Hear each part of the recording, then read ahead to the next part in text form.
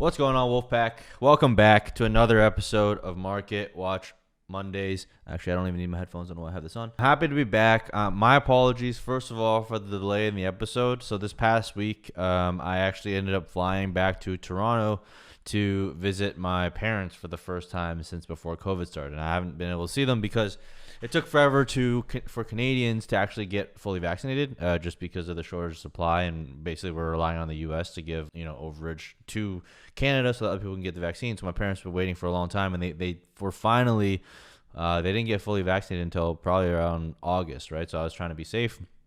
Didn't want to fly through the airport, accidentally bring back COVID and freaking give it to them. That would be disastrous. So, I wasn't able to see them for a long time. So I went back home.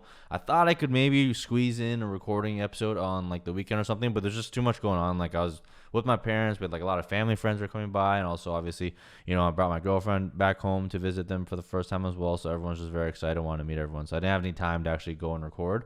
So instead of rushing a shitty episode, using my phone, or I didn't have any of my gear with me, I didn't have my mic, didn't have anything like that. So instead of rushing it, I just said, okay, look, whatever, I'm just gonna delay it for a couple of days. So look, not my first choice. Obviously, I want to get you guys the content when you expect it every single time. But there are a couple of times where, honestly, life just kind of takes over. And, family's important to me. So, I have to take that time to really appreciate it. So appreciate you guys for sticking with me. For those of you guys that were supportive and, said, don't worry, take your time. Appreciate all you guys out there. Appreciate everyone in the Wolf Pack. Obviously, I told everyone there first as well. So anyways, just wanted to say I apologize for making it late, but the episode is here and I have recorded it, or I am about to record it for you guys now. And I think I have some important topics, and I'm kind of glad we waited because I was able to get some more information. A lot of stuff happened over the weekend, over the early part of the week. So I want to talk about some of that in my discussion here. So, kind of worked out, right? It wasn't, maybe it was meant to be, a little bit delayed action here, but still not missing an episode. We have still yet to miss a single week of Market Watch Mondays. We delayed now. This is the second time that it's been delayed, but I've not missed any episodes. I'm going to try and keep my best to keep that streak going. All right. So shout out to all you guys out there. We had a great week of fantasy football, great week of football. I hope you guys had a great Thanksgiving. If you guys celebrate Thanksgiving, or, just enjoy the day off, even if you don't celebrate it in the U.S. It was a good time. We've had a lot of good football to play it. I mean, a lot of good football, but a lot of sad stuff too with injuries and all that, which we'll get to a little bit later. But overall, man, just blessed to have another good weekend of football and looking forward to another week. But that's all for now before we get into the meat. So I want to just, you guys know what time it is, man. I've done this more and more. You guys know exactly what time it is. It's time to hit that intro. Mm-hmm. Mm-hmm. Mm-hmm.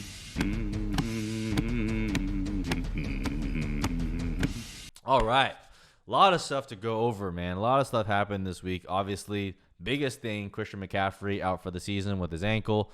We had DeAndre Swift, who got injured on Thanksgiving Day. We had Darren Waller, who got injured on Thanksgiving Day. This has truly been one of the worst seasons for injuries because of the amount of star players that have been getting hurt. It honestly seems like every week someone that is top 10 at their position is going down with an injury, right? And it's just been insane. This is the worst part of football, right? You as fans of the game, you never want to see players go down. You never want to see the best players in the game go down. I mean, there's a bit of silver lining because sometimes better players emerge, like Aaron Jones. He came about because, injuries to people ahead of him, Ty Montgomery and Jamal Williams. So sometimes there's silver lining. But for the most part, man, we want to see the star players play and stay healthy. I mean, we've had so many injuries, and it's not just running back has been obviously the most brutal one, right? But, we've seen injuries across the board. Kyler Murray's been out, Russell Wilson's been out, so a couple of top end quarterbacks. Lamar Jackson has missed games, right? So it's just been absolutely brutal from that front. So I'm not really gonna dive too deep into all the injuries across, but I want to talk about one specific theme, right? Something that I've noticed over the past few days on Twitter is there's been a massive knee-jerk reaction to now Christian McCaffrey, right? He got hurt for the second season in a row. He's now injury prone, right? He's now that guy that's injury prone. He's the next Todd Gurley. I'm seeing a lot of polls get thrown up on Twitter. People are saying he doesn't deserve to go in the first round anymore. He probably has to go in the second round. In Dynasty, people are preferring Najee Harris to him, people are preferring Javonte Williams to him, et cetera, et cetera, et cetera. To me, it's a little bit too much of a reaction. Personally, I like to be early, right? I like to be earlier than late. I'd rather be a year earlier than a year late. But there are certain circumstances where I'm kind of willing to bend a little bit. And I think, Christian McCaffrey is one of those instances, but just running backs in general, right? I'm going to throw up a little graphic here, courtesy of Graham Barfield, the GOAT, friend of the show. But this is the top 24 running backs by ADP in the offseason. So we have Christian McCaffrey he's out for the season. Dalvin Cook just got injured for a few weeks. Alvin Kamara's been out for a few weeks. Derrick Henry on IR with a foot injury. Saquon Barkley's been in and out, missing games, and hasn't been effective so far. Jonathan Taylor, obviously winning leagues, so no surprise there. I think he's been my running back 3 maybe since going back to before he even really started ramping up in his rookie year. So that's a good call there. Ezekiel Elliott, he's been playing hurt, missing time here and there. Not missing time, but he's been playing hurt, banged up. Nick Chubb missed some games, obviously. Austin Eckler, winning league winner, because Austin Eckler's a freaking boss, and he was one of the best values in redraft at the back end of the first, early part of the second, all offseason. So he's definitely paying off. Cam Akers, IR. Aaron Jones missed one game and then came back with his MCL injury. Joe Mixon, winning leagues. Shout out to all the Joe Mixon haters out there. Rest in peace. Thoughts and prayers to you and your family. Hopefully you guys are still surviving through this tragic time. For you guys, our hearts go out to you. It's definitely a tough scene for you guys out there, but just know our thoughts and prayers are with you out there, all the Joe Mixon haters. But Joe Mixon's been going on crazy in the past 5 weeks or so. I think he has 20 or more points in 4 of the last 5 weeks, maybe 5 of the last 6 weeks now after the monster game he put up last season. He's just a good example of, chase volume, right? And he was someone that had clear uptick in volume. So he's obviously winning league. Najee Harris, I don't know about winning leagues, but he's definitely up there as well. Basically, these are the 4 guys that have been able to give you sustained production. DeAndre Swift was a league winner, and then, he kind of got hurt as well. So that was very sad to see. Like I said, that was I tweeted out on Thanksgiving, I'm not thankful for a DeAndre Swift injury, and that's exactly what happened. And honestly, that one hurt because I was extremely high on DeAndre Swift. As those of you guys who follow me, I had him as a top 5 running back, probably the entire offseason when everyone else probably had him. The ADP had him in the 3rd round or something like that. So I was honestly a little bit ahead of my skis there. I wasn't drafting him there. I was just trying to make a statement there. But then you go down the list Clyde Edwards-Helaire injured, just all of the top 24 running backs. There's only 4 of them that have played a full healthy season. And I know the 0 RB stands out there are jerking off to this graphic because, nobody loves running back injuries more than 0 RB builders. But even knowing that running back is the most injury prone position in the league, this is insane, right? This is not a normal year by any stretch of the imagination. This type of injury, catastrophic injury across the board, is not really something we see every year, right? Especially to the stars, right? To the top 4. Look, the top 5 running backs by ADP are all missing time, all missing some form of time. A couple are done for the rest of the season, right? So it's not something you love to see. But I want to bring this up. Why? I want to bring this up because I think based on the temperature that I'm getting on Twitter and throughout some of my leagues, it seems people are drastically pivoting away from running backs now, right? So now all the 0 RB stands are coming to the forefront. All the RBs don't matter. People are coming to the forefront. In Dynasty, you see these waves, right? Last year, prior to last year, I think in 2018, 2019, everyone was on the wide receiver over running back train, right? Wide receivers are the most important. They should be going first overall in Dynasty, not counting quarterbacks, of course. They should be the first skilled position off the board. And we saw that the years with OBJ, DeAndre Hopkins, being 1.01 in that discussion. And then, last year, people corrected because they saw what happened. What happened was that you need running backs to win, and a lot of stud running backs started creeping back into the first round. And now it seems like we're reversing trend again. So what I'm expecting to see a lot more going forward is a ton of quarterbacks go in the first round still, and then a lot of young wide receivers and very, very few running backs. And if you look at Keep Trade Cut, which is a really cool crowdsourced Dynasty ADP. Sorry, 1 second. Which is a really cool crowdsourced Dynasty ADP. What you'll see from them is, only Jonathan Taylor and DeAndre Swift are in the first round. And then after that, it's only a couple guys here and there. You have Najee Harris as well. So just a couple of young guys. But then after that, it's going to be dominated by quarterbacks and wide receivers, right? And I think, last season, what did I say? I said people are going to overreact on quarterbacks. And they're going to overdraft them. And what happened this year? 10 quarterbacks fly off in the first round, 15, 16 fly off in the top 2 rounds, right, of your dynasty leagues, and they're not paying off, right? Quarterbacks are not performing as well as they did last year. That's a very, very evident trend. If you guys listen to JJ Zacharyason's late round QB podcast, he actually went through the numbers, and the top 5, top 6, top 12, no matter how you cut it, quarterbacks were not scoring as well as they did last year. They're still giving you an advantage, but they were not worth the knee-jerk reaction of everyone going and flooding quarterbacks early on in the market, right? So that's what I called last year. That was my one big trend reversal. I think people were overplaying their hand and just reacting too much to what happens in the season instead of thinking about what's sustainable going forward, right? This is going to be my call this season. I'm going to call it right now. I think people are going to undervalue slightly older stud running backs going into next season. There's going to be a lot of value to be had for folks that are willing to roll the dice. Kind of similar to like when, Dalvin Cook was coming back off injury. He was falling to like the 3rd round, right? Nick Chubb's going to the 3rd round.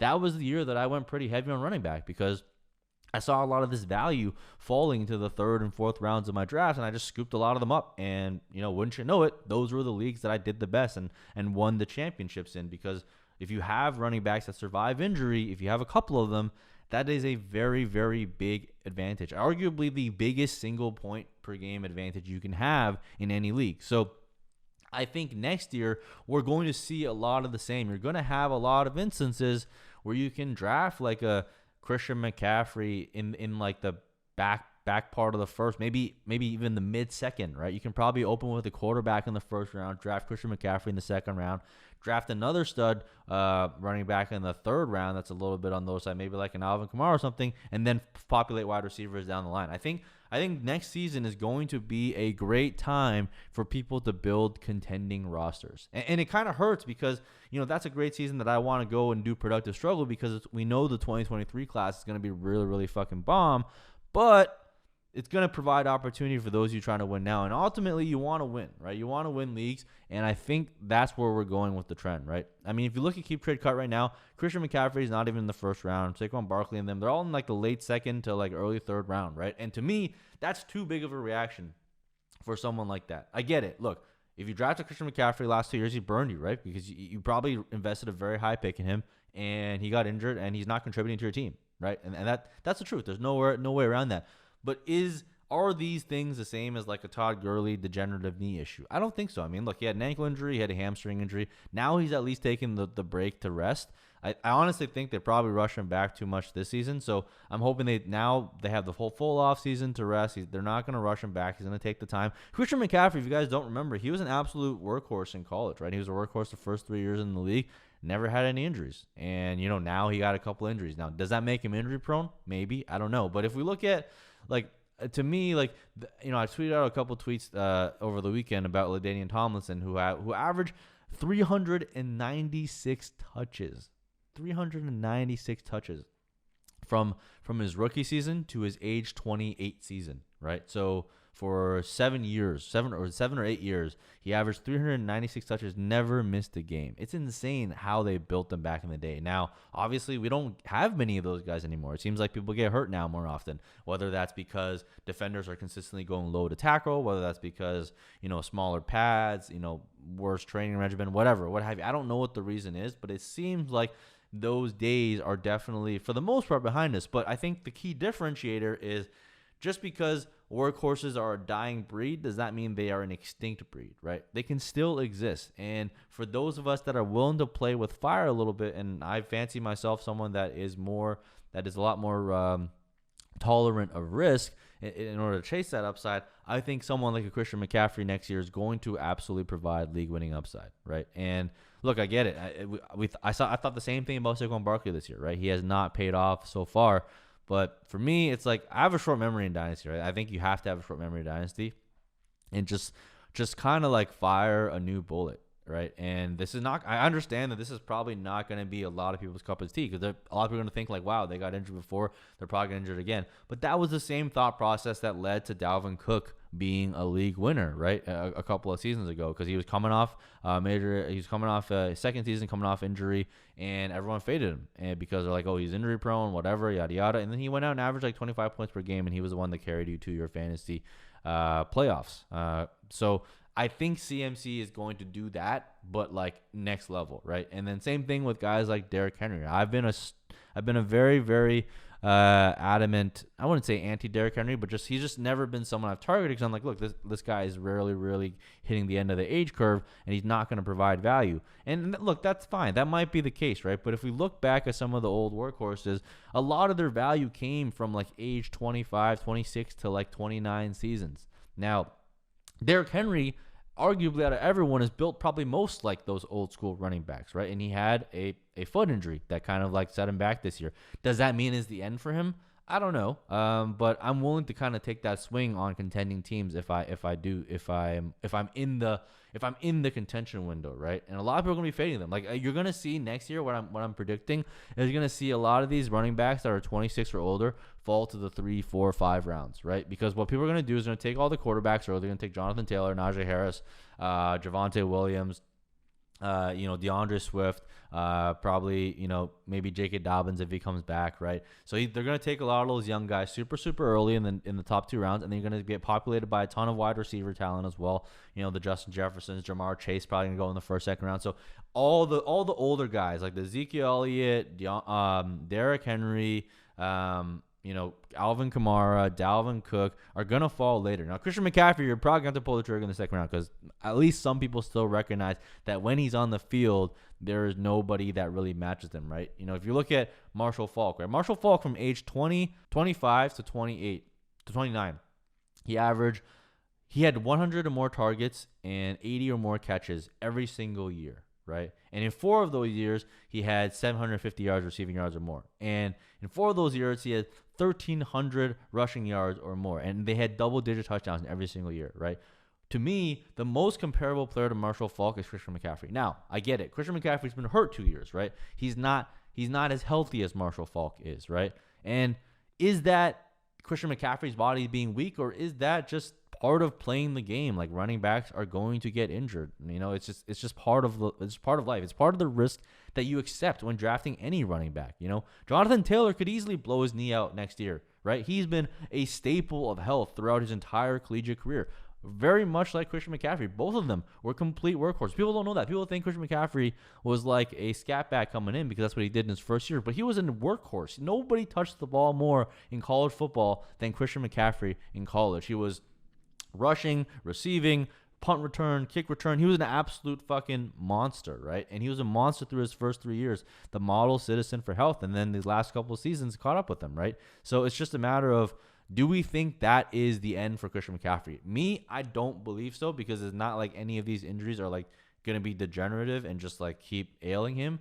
But there's a chance that he is, right? And you have to recognize that risk. I'd be stupid to say there's no chance that Christian McCaffrey is going to get hurt again. That's stupid to say, right? But what I am saying is, given where people are viewing him now, in that middle of the second round, according to Keep Trade Cut, and probably get even later, because he's not going to play anymore, right? So his value's not going to go up from here. People aren't going to be like, oh, okay, well, Christian McCaffrey's injured over the rest of the season, let's move him up in the ranks. It's not going to happen. It's only going to go down. So my prediction is you're going to be able to get him towards the back part of the second round, maybe the beginning of the third round, right? And at that cost, there is no one with more upside. Because what happens if he comes back and he does rip off, 2, 3, 4 years, similar to what Marshall Faulk did? Because that's the type of player that Christian McCaffrey is. There's no one else more comparable to Marshall Faulk than Christian McCaffrey. That's to me, that is not really that debatable. So really, you're just taking an option. You're buying a long option on his health, right? You're buying a long option on his health. You're buying a long option on a lot of these guys' health. And you can build a team with young quarterbacks, a couple of aging running backs, right? And then flood with wide receivers, because there is no shortage of wide receiver talent. As I'm going through my ranks and I'm ranking into like the wide receiver 20s and 30s, I'm still comfortable with any of these guys plopping them in as my like wide receiver 1. You got you can get the Deontay Johnsons, right? Michael Pittman Jr. You got, Chase Claypool, T. Higgins, who are probably going to fall in people's ranks now that they've underproduced a little bit this year. So there's going to be no shortage of wide receivers. So I think roster construction come next year is going to be extremely important. And even if you're not drafting, I think you're going to be able to trade for a lot of these assets for very, very cheap. Because even though people think the 2022 class sucks, right? That's all we heard all offseason. 2022 class sucks. We're already seeing like that flip on its head, right? We're seeing stud wide receivers like Treylon Burks, Garrett Wilson, Drake London, and then you got Isaiah Spiller, you got Breece Hall. I think you're going to be, if you, for those of you guys that listen and stocked up on 2022 picks, you're going to be able to flip those 2022 first, like probably 1-to-1, or at least close to 1-to-1, with some of these slightly older running backs, guys like the Alvin Kamaras of the world, right? Guys like Saquon Barkley's of the world, we can probably add a little bit to it and get him. So that's the move that I think people should be thinking about now, and even more heading into the offseason, right? If I'm a contender, I'm looking around a lot of my leagues and thinking, how do I get my hands on some of these running backs, right? And before, this is a very differing approach for me, because before, I would much rather get out of Euro. That's why, I paid the freaking price on fading Derrick Henry for so long, for these 2 years, and I missed out on two league-winning seasons because I like to get out of running backs a little bit earlier, right? But I think we've gotten to the point now, based on what I'm seeing, based on where the trends are, and based on my read of the market, that we're almost on the other side of the extreme now, right? We're on the side of the extreme where everyone's fading running back, right? I think zero RB is going to be more popular than ever next year, right? It's going to be like that 1 year when everyone faded running back.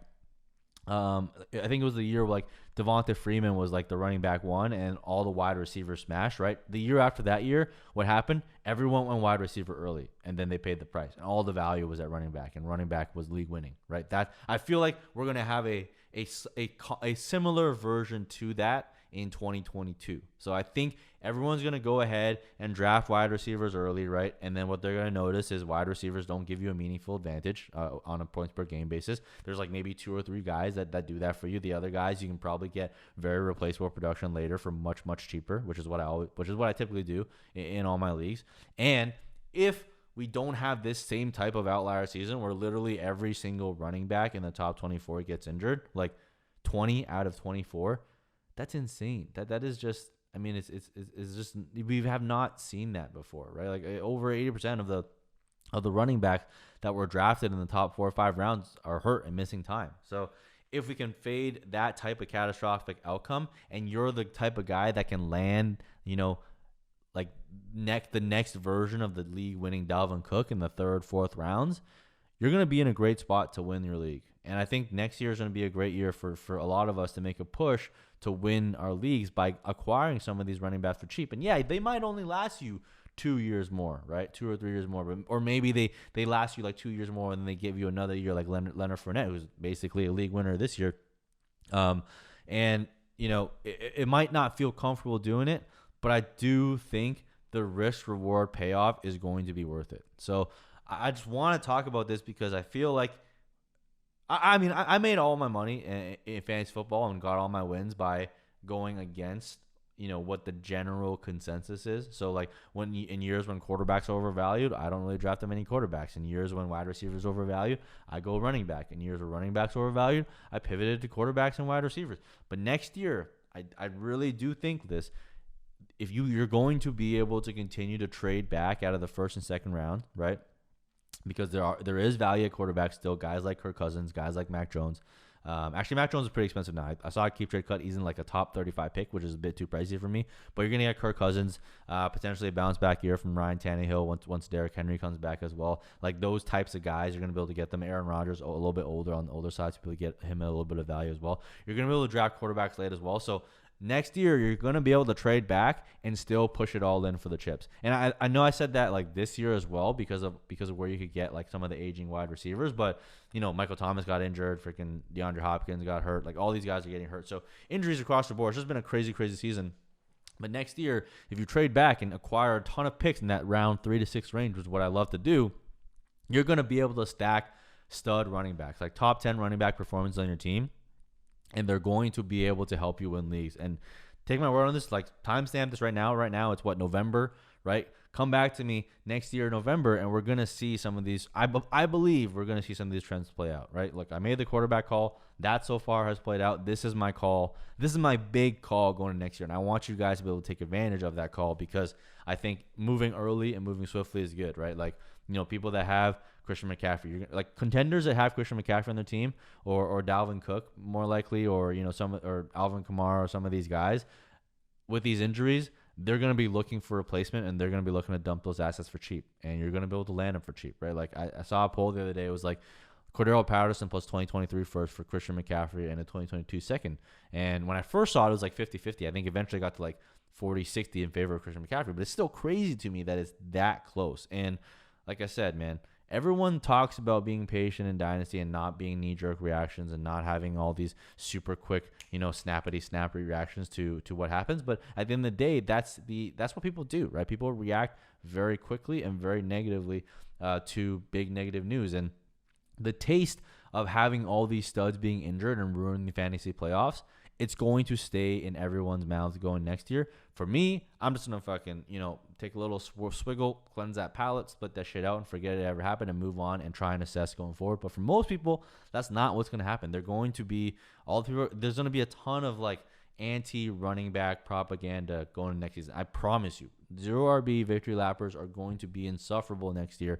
And it's going to be just like that year where everyone pivoted to wide receiver and then people won leagues with running backs. That's exactly what's going to happen. I promise you right now, that's exactly what's happened.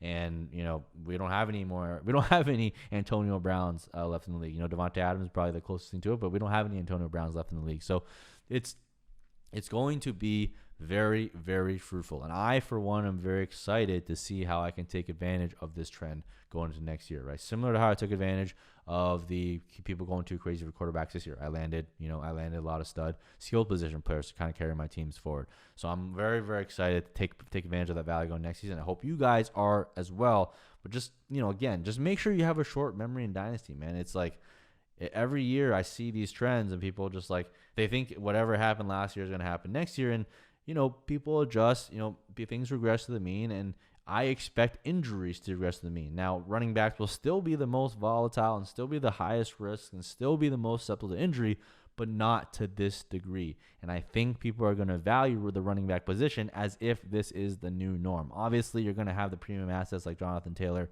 that just keep ascending and becoming that stud. Who, by the way, I had to move into my dynasty wide receiver, dynasty running back 1 overall recently, just given the tear that he's been on. Also, he's obviously younger, and then now with the Christian McCaffrey injury missing the rest of the season, it's kind of like a no-brainer to kind of move that tiebreak up. But aside from him and a couple other young guys, like there's no sure bets, right? There are never any. I mean, even him's not a sure bet. He could blow his knee next year and be done for the season. Like we saw that with Christian McCaffrey. Like we thought he was, Iron Man, indestructible, and then he got injured. And Saquon Barkley, same thing, right? So it happens, right? This is part of the game. So for me, it's easy to accept that as part of the game, move on, and just like kind of try and make optimal decisions from there. I know that's not easy for a lot of people because they're going to see it and think injury prone, but I urge you to just resist the temptation to do that, because people did that with Dalvin Cook, right? And it burned them. It burned them really, really bad. I had a ton of Dalvin Cook that year, and he was the reason why I like made it really, really deep in a lot of my leagues. And you're going to see the same thing with other running backs as well. So to me, the overall trend is running backs as an asset class is going to be very, very undervalued going into 2022, right? And in a class that does not bode well for the position, I'm going to be pivoting heavily to veterans, right? I'm going to be pivoting heavily to veterans to rely on it, because, look, I like Breece Hall, I like Isaiah Spiller, Zach Charbonnet, Kenneth Walker, and there's a couple other guys in there that are interesting, but this is not a class I'm willing to push all my chips on the running back position, so I'm much more willing to pivot out and grab some of these maybe slightly older guys like a Joe Mixon, even a Nick Chubb, right? Dalvin Cook, Alvin Kamara, like all of these guys, right? And people are going to push Javonte Williams probably into the first round, but I don't know if the production is going to be there. I love Javonte Williams. I think he's a very, very, very fantastic football player, but at the end of the day, the volume still needs to be there. So I'm going to be chasing a lot of volume of veterans, because I do think there's a lot of juice left to squeeze on a lot of those players, and it pains me to say this, and it makes me scared to say this, because I've typically always been one step ahead on the youth side, but times change and you have to pivot. So for me, next season, it's all going to be about how you handle the running back position, because wide receiver talent is going to be plentiful, right? We got blessed with another stud rookie class, so they're going to be producing. We have the stud rookie class from last year, the stud class from the year before, and then all the veterans that we already have in the league. So there's a ton of talent wide receiver. I'm not concerned at all about filling up my team with wide receivers in the middle rounds, right? I have zero concerns about that. what I am going to be doing a lot of is filling in a lot of running back position next year. So hopefully you guys found that helpful. This is probably a little bit early, right, to have that draft strategy. But like I said, I think you guys can go out and make those types of trades now, which is why I want to bring this topic up. So you know, and you stay ahead of your league mates and get ahead of the game, right? And that's what we're all about. We want to make that. We want to take that step, hopefully a little bit earlier than the masses. And I think this is one where it's going to be easy to execute because the groupthink is going to be so strong and anti-running back going into next year that it's going to push so much value down the board. You're going to see it, and it's going to be amazing, and I can't wait. Hopefully, you guys will be able to enjoy all of it as well. That's all I got for you guys this week. This was a very important topic I want to cover: injuries, running backs, and how to handle it going forward, because I don't want you guys making knee-jerk reactions. If you found it helpful, make sure you hit the thumbs up, hit the subscribe button. It helps me more than you know. And again, if you guys are looking for the best Dynasty community, the Discord, hop on patreon.com/ourpack, patreon.com/ourpack. Make sure you sign up for Discord using the exact same email that you sign up for using Patreon, and then you can go on to Patreon and link up the Discord. You can Google that. It's a pretty easy step to just go into Patreon and link it up, and you're good to go, and that'll give you access to everything you need. So patreon.com/ourpack, you get all access to all of my monthly ranks. My new ranks will be releasing tomorrow, or not, I guess not tomorrow. When you guys see this, they should have already been released on the 1st of the month. So you get access to my monthly ranks, Devi ranks if you're an Alpha League member, or just normal ranks if you're not an Alpha member, and you get to see that every single month. A lot of movements in there. I update that. I spend a ton of time doing it. So it's more so just for me to think about, and it gives you insight into how I think about players, how you should trade for players, stuff like that. But most importantly, I think the Discord is the biggest value prop. It's going in there, talking with community members. You can tag me, ask me questions. Everyone else will jump in. It's a very, very active and engaging community with a lot of members that have been with me since the beginning, like the OG GOATs that have been with me forever. So appreciate them. Shout out to all of them. And then lastly, if you guys haven't already, make sure you go on and check out our partners at Dynasty Nerds. Wearing their shirt here. This is a shirt. I love their shirt because actually it's super comfy, but I had it for a while. But you can go over there, use the promo code Wolfpack, or use the link that I have below, and you'll get a nice discount there. I think 20% off everything. The main thing that I suggest you use them for, you can use them for obviously the Nerd Herd and get access to the extra podcasts and the ranks and all that stuff. But I think the most useful thing they have is a Dynasty GM tool, which really helps you congregate all your stuff. Like it basically gathers all of your information from all your leagues, whether it's Sleeper, MFL, Flea Flicker, or whatever, and it'll put it all in one spot. It'll show you how you rank in each of your leagues. You can go from there to figure out if you're a rebuilder, contender, what types of moves you need to make, right? You can start constructing trades. It's just a great way to help you track all your leagues, what players you roster, right? What the percentages look like there. So it's a great tool, man. I love the guys over there at Dynasty Nerds. You guys know that. I wouldn't really push on any tools you guys that I don't think is actually really good, that I don't use myself. So if you guys want to, make sure you guys check that out and get that sweet discount and heading into the new year. All right, that's all I got for you guys for this week. Until next time,